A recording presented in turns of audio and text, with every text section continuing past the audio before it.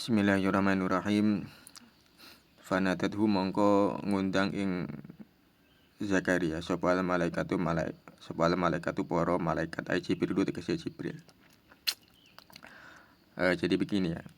Jadi repotnya bahasa Indonesia. Bahasa Indonesia itu kan menyerap kata malaikat ke dalam bahasa Indonesia. Nah, problemnya malaikat ini bentuk jamak, sudah berupa bentuk jamak dari isim mufrad malak atau dari kata tunggal malak. Maka ada istilah malakul maut, malaikat pencabut nyawa. Nah, yang diserap ke bahasa Indonesia itu langsung berupa jamak, bukan mufradnya, bukan kata tunggalnya. Jadi ya repot kalau memaknai. Sebuah malaikat itu harusnya kan sebuah malaikat itu para malak. Tapi kan nggak ada bahasa Indonesia malak.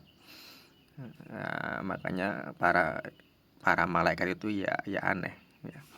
Karena malaikat itu sudah bentuk jamak, harusnya ya malaikat gitu aja kalau jamak. Nah, di sini kata malaikat ini maksudnya adalah Jibril. Jadi kata jamak tapi maknanya adalah mufrad.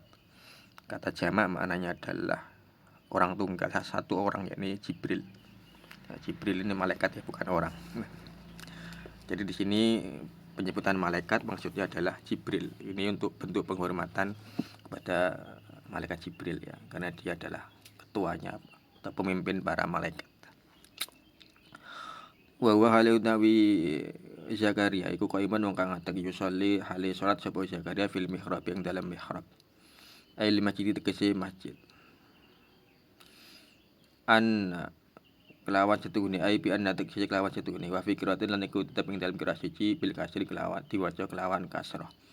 Bitakdiril qauli kelawan ngira-ngirake lafat kang mustaq saking masdar al qaul.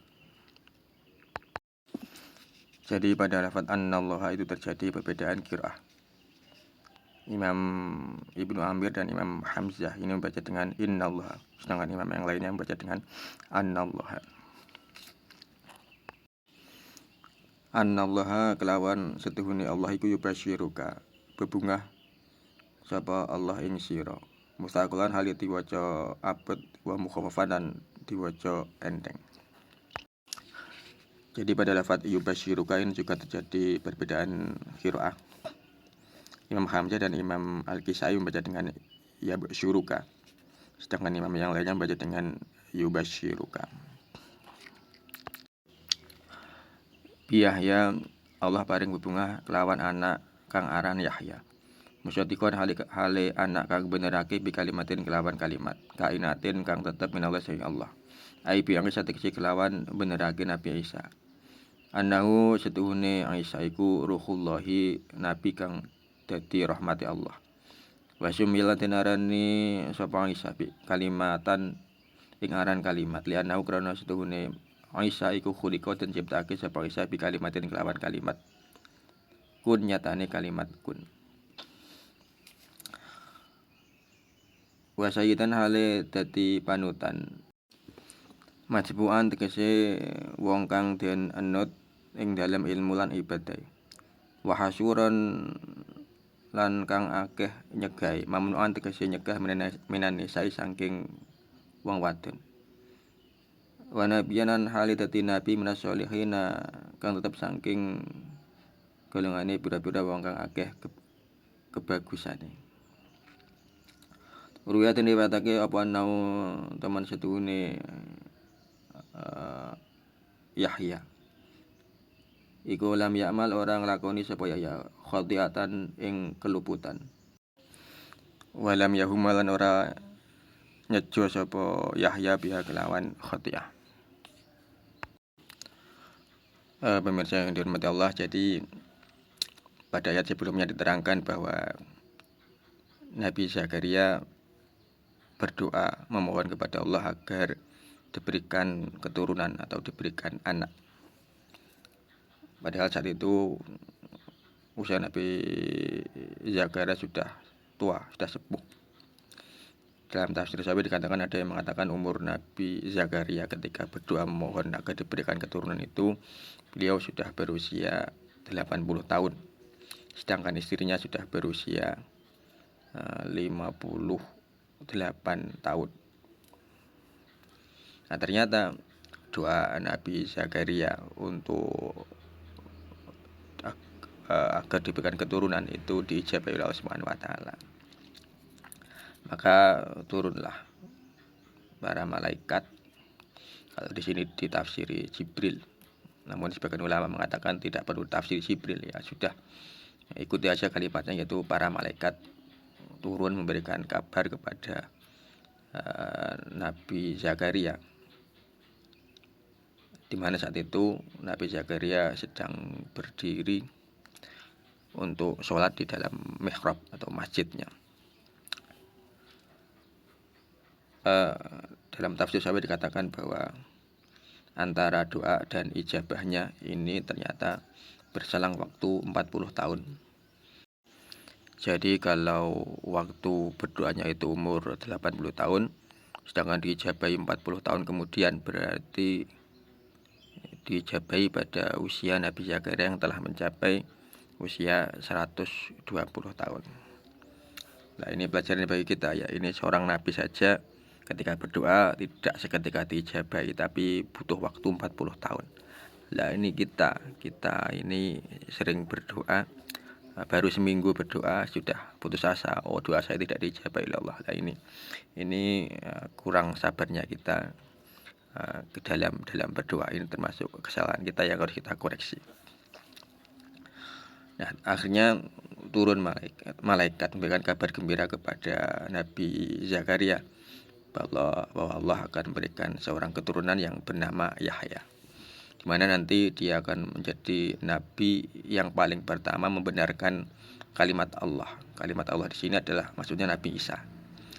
Jadi Nabi Isa dan Nabi Yahya ini sepupu.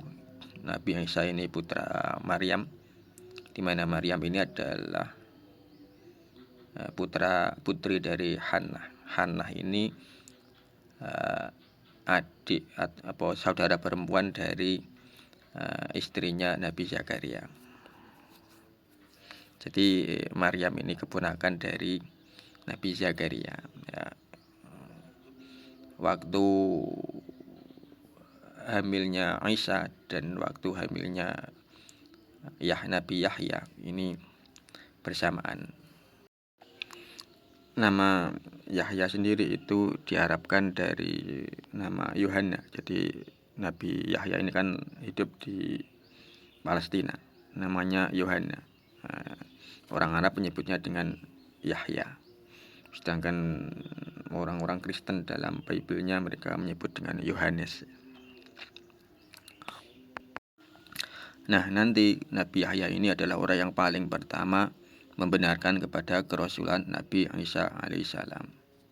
Di sini Nabi Isa dalam ayat ini disebut dengan kalimah minallah, dikarenakan Nabi Isa ini diciptakan dengan satu kalimat, yakni kun. Jadilah, karena tanpa proses biologis, yakni hubungan suami istri antara ayah dan ibu. Dan nanti Nabi Yahya menjadi Sayyid. Sayyid ini orang yang diikuti dalam ilmu dan ibadahnya. Dan Nabi Yahya ini adalah seorang yang hasyur. Hasyur ini adalah orang yang tidak ada hajat terhadap wanita, karena terlalu sibuk beribadah dan berjuang di jalan Allah.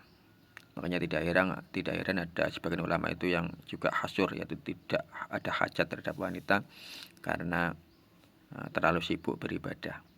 Dan menurut Imam Syafi'i, dalam tafsir Imam Syafi'i mengatakan bahwa orang-orang yang hasyur ini ya tidak ada kesunahan untuk menikah, ya, karena memang mereka tidak ada hajat terhadap wanita. Wa nabiyya minas sholihin, dan Nabi Yahya adalah nabi dari golongan orang-orang yang soleh. Diriwayatkan bahwa Nabi Yahya ini adalah orang yang tidak pernah melakukan kesalahan sedikit pun. Bahkan ketika kecil, ketika ada teman-teman sebayanya yang mengajak bermain, Nabi Yahya menjawab, saya tidak diciptakan untuk bermain-main. Subhanallah.